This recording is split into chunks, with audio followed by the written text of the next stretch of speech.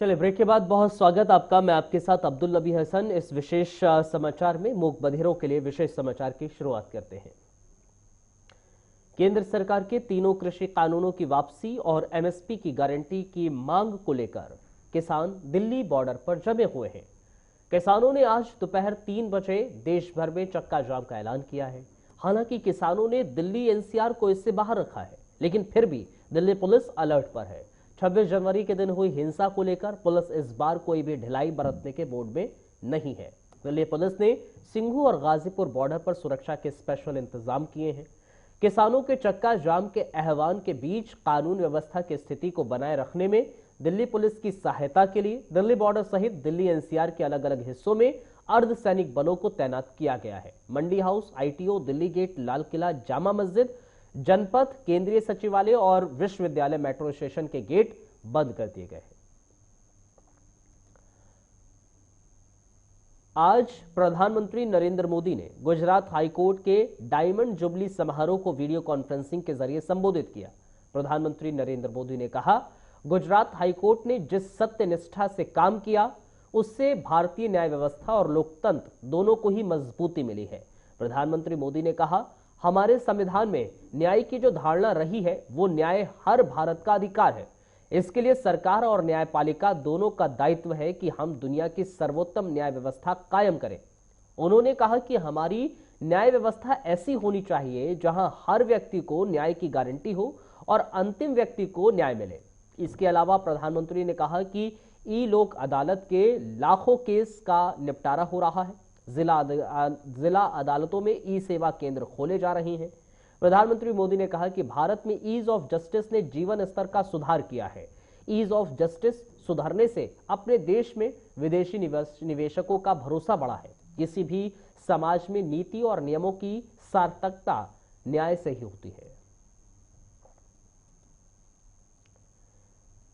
जम्मू कश्मीर प्रशासन ने बड़ा फैसला लेते हुए करीब 1.5 साल के बाद पूरे राज्य में 4G मोबाइल इंटरनेट सेवा को बहाल कर दिया है। बताया जा रहा है, छात्रों की ऑनलाइन पढ़ाई के तहत यह कदम उठाया गया है।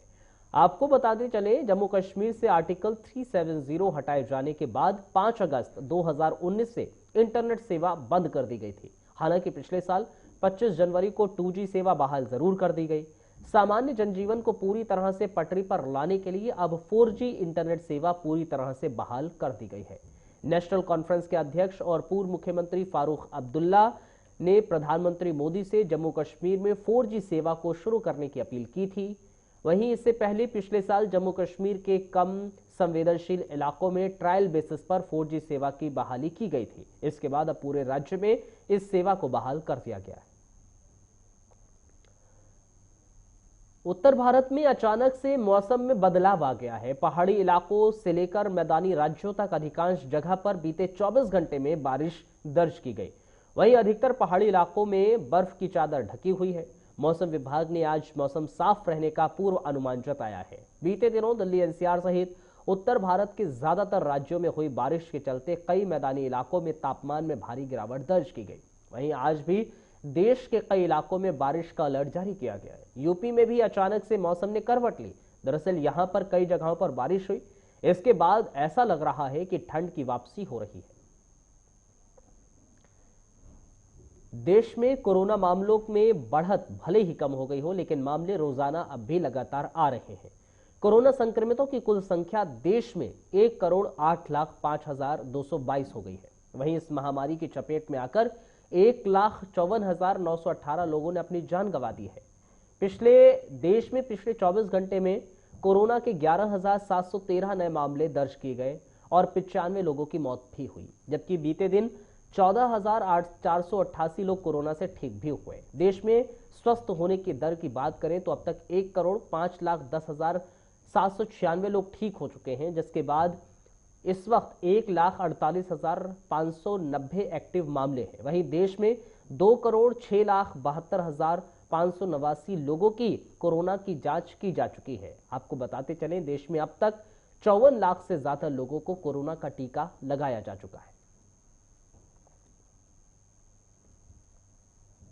मूक बधिरों के लिए विशेष समाचार में फिलहाल इतना ही। एक छोटा सा ब्रेक ले रहे हैं। ब्रेक के उस पार भी खबरों का सिलसिला जारी है।